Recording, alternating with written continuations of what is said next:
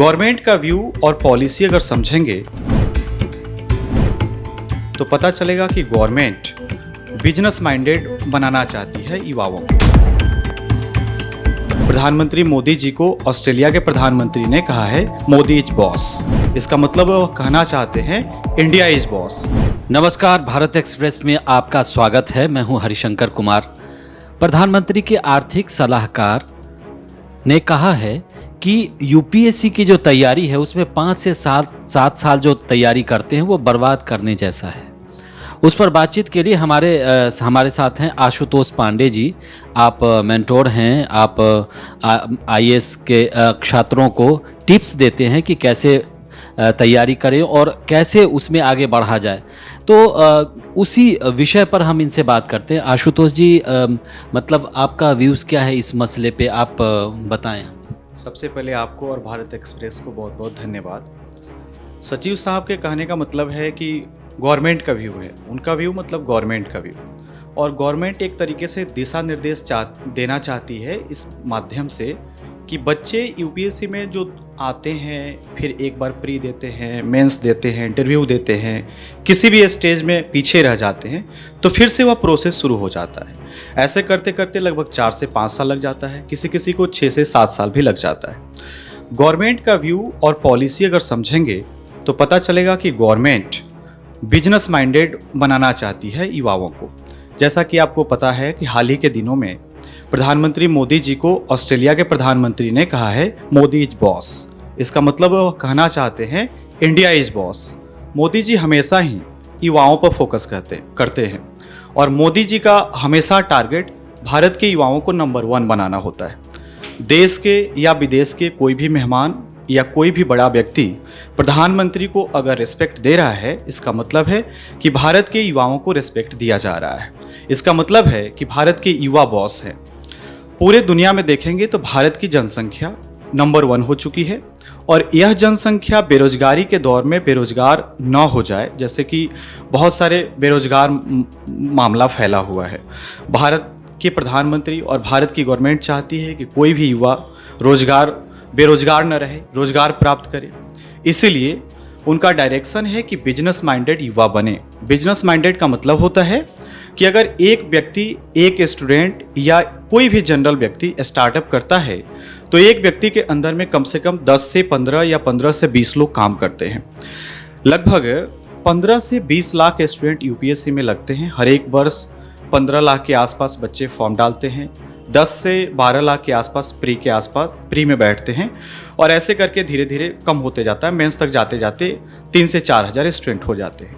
अगर 15 लाख स्टूडेंट अपना छोटा स्टार्टअप शुरू करते हैं तो इसका मतलब है कि 15 लाख मल्टीपल 20 कर लीजिए, क्योंकि एक व्यक्ति लगभग 20 से 25 लोगों को अपने अंडर में रख करके बिजनेस शुरू करता है। इसका मतलब है कि 1 करोड़ के आसपास बेरोजगारी खत्म हो गई और 1 करोड़ का मतलब है कि 1 करोड़ के घरों में लगभग 5 करोड़ के आसपास जनसंख्या रहती है। तो इनडायरेक्टली रूप से 5 करोड़ बेरोजगार लोगों को रोजगार मिल गया। इसमें एक चीज़ है और भी है कि यूपीएससी की तैयारी में मेडिकल फील्ड से आते हैं, आईआईटीएन आते हैं, उसके बाद और भी बहुत सारे जो क्रीमी लेयर छात्र हैं जो पढ़ने में मेधावी हैं, वो कुछ और भी बहुत बड़ा कर सकते हैं। वो मुकेश अंबानी बन सकते हैं, एलोन मस्क बन सकते हैं, और भी बड़े बिजनेसमैन बन सकते हैं, वो बड़े साइंटिस्ट बन सकते हैं, लेकिन वो यूपीएससी में आ जाते हैं। तो कहीं ना कहीं सरकार ये भी चाहती है कि बाकी क्षेत्रों में, जैसे अमेरिकी बिजनेसमैन जो है अमेरिका में बिजनेस करके पूरी दुनिया में राज करते हैं। आप गूगल ले लीजिए, आप माइक्रोसॉफ्ट ले लीजिए, आप बहुत बड़ी बड़ी सॉफ्टवेयर कंपनी है। तो कहीं ना कहीं सरकार की ऐसी भी कोशिश है इसको लेकर के। 2047 तक भारत को पूरी तरीके से डेवलप्ड कंट्री बनाने का टारगेट इंडिया की गवर्नमेंट रखी है और यह भारत पूरी तरीके से डेवलप तब हो सकता है जब हम बिजनेस माइंडेड होंगे, और बिजनेस में जब तक युवा इन्वॉल्व नहीं होंगे तब तक भारत पूरी तरीके से बिजनेस को प्रमोट नहीं कर पाएगा। कई ऐसे कंट्री हैं जो अपने युवाओं को बिजनेस में जोड़ करके नंबर 1 कंट्री बनाने जैसा अभी फील कर रहे हैं। 1, 2, 3, 4 इनका रैंकिंग चल रहा है। हम भी आने वाले समय में दुनिया का नंबर 1 कंट्री बनना चाहते हैं। इसलिए सरकार की टारगेट है कि अभी से ही हमारे युवा बिजनेस माइंडेड बने।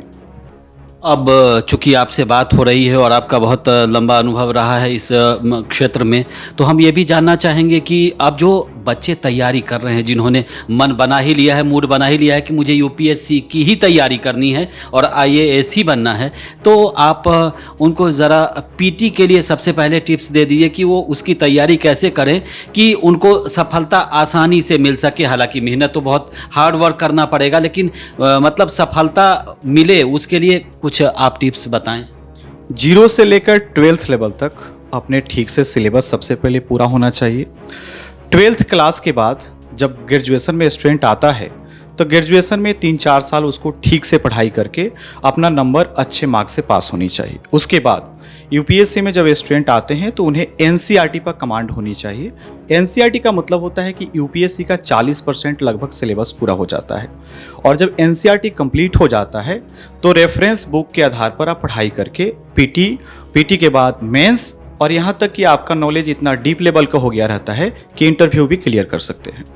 अब अगर पीटी की बात हो ही गई है तो मेंस की भी बात कर लेते हैं, और उस पर भी मेंस की तैयारी कैसे करें वो भी आप ज़रा टिप्स दीजिए छात्रों के लिए, और हमारे चैनल के माध्यम से छात्र ये भी जानना ये भी जानकारी ले सके कि मेंस की तैयारी वो बेहतरीन तरीके से कैसे करें। इंग्लिश का एक लाइन है, practice makes a man perfect. PT तो चूंकि थोड़ी बहुत तैयारी में निकल जाती है, लेकिन मेंस में डीप नॉलेज की ज़रूरत होती है।